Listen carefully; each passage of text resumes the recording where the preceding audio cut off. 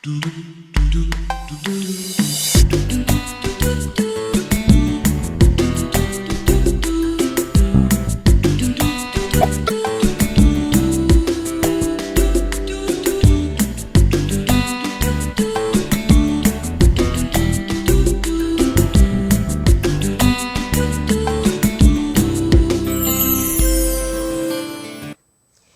YouTube, I know it's been pretty long, good while since the last time I made a video, but I've been kind of busy working on my New Year goals. Like I said, I believe in my last video. One in particular is re-entering myself back into school, which I spent the better half of this morning doing. I went on campus, spoke to an advisor, signed up for one class, only one, because I'm just trying to give myself that re-entering feeling. I don't want to just jump into it and take 2-3 classes, and here I am with 3 classes. I'm going to school, I'm going to work full time and doing this thing with my daughter, and she's not in daycare, so I'm just like, I don't want to overwhelm myself, so let me just start off slow, get myself back into the whole groove of things, get back into time management, and just really see how I'm going to juggle everything. I'm going to decide whether I'm going to go ahead and put my daughter into daycare so that at least during the better half of the morning I can spend that studying and doing whatever is required of me online for my class, reading, taking tests, whatever it is. So I'm really trying to figure out how I want to do everything, but I have until May 11th to figure that out. So I'm thinking about it. I'm really thinking about what I'm going to do. Let's see what else. Yeah, so I spent the morning doing that, and even though I got a couple of things done, I still didn't feel like I got a lot of things done. And also what I found out is that because I haven't been actively, in school for a year or more, they kind of put me on pause or booted me out in a way, so I actually had to have myself readmitted. So that was a whole nother thing this morning. So I did that. So at least I got some things done. Granted, it wasn't that much that as much as I was hoping I was going to get done, but I did get some things done. Another thing that I wanted to just reiterate on is the kind of people that I find myself, the kind of people who are approaching me nowadays tend to be a lot older than me, and I'm going to be 25 this year. I keep saying I'm 25 already because practically I am. My birthday is in May. But I'm going to be 25 this year, and the people that I tend to run into are in their mid-30s and a lot older. Like, I actually ran into this one guy who was obviously had to be in his 60s, you know what I mean? Like, you could tell that his hair was dyed, and he just had the audacity to talk to me, and I'm just thinking to myself, are you kidding me? You're old enough to be my father. Like, what would make you think that this would even go down? Like, granted, you probably see, the girls on TV or everywhere else where they got a little sugar daddy, but I do not want a sugar daddy. I'm sorry. And if not only are they older than me, but they also tend to be married, and sometimes with kids. And I'm sorry, but if you even give me the slightest hint or idea that you are married, I automatically give you a big X.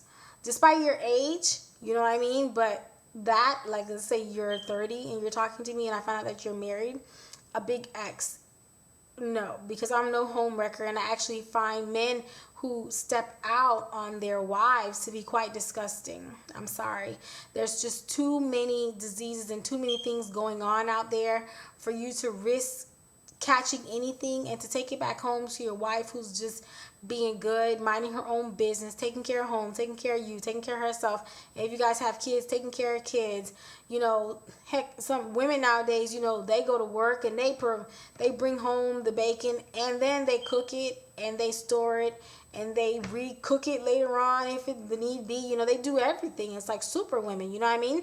And for her to be minding her own business at home, and for you to decide to go sleep or step out on her and sleep with someone else and possibly run the risk of bringing her back, something that she can't shake and is going to be with her for the rest of her life and could possibly ruin your family life completely.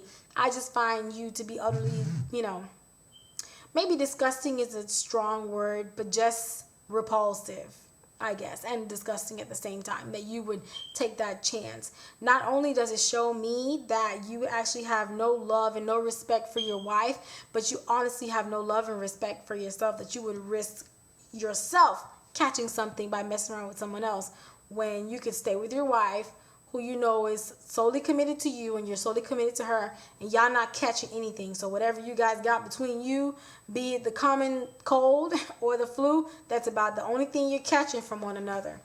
So that's the way I look at it. That's the way I see it. Agree with me, don't agree with me, it really doesn't matter. Another point that I wanted to make is that I'm not really looking to date anyone at the moment. Like, if someone really, really great and fantastic comes around who has like just the basic requirements that I meet, and then the basic requirements that I need, and then some, needs and wants, then I'd be willing to go ahead and do that. But at this current moment, like, I'm just thinking that if that were to happen, it would not be with anyone that would be in this general area where I live now, or in the general area of the hospital where I work now. What I have noticed, and it's very sad, and it's just very sad and heartbreaking and heart-wrenching for me to see, when I compare the hospital that I worked at before, like within a month, the amount of HIV patients that I would see would be probably like one in a whole entire month. Compared to where I'm working now, I may see between 5 to 6. That's a very large, startling number compared to what I was used to seeing. And it's not like these are like 50, 60-year-old patients. These are 18, 19, 23, 27, 32, very, very young patients, very nice, good looking, good patients.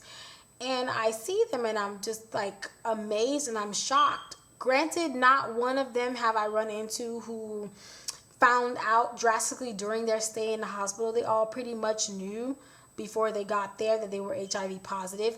And the only thing I can think of is the number is a very, very alarming. Not to say that if I were to date someone further north where I used to stay, therefore I would, I can go ahead and run around and have unprotected sex and it'd be like 1 out of 30 chance. No, that's not what I'm saying at all. But the chances are relatively a little bit smaller. I'm still, you would still use the protection that's needed. Granted, I don't even plan on doing that. But you still would use the protection that you need in order to protect yourself and, for that person to protect you also if they have it. Or if you have it, to protect that person.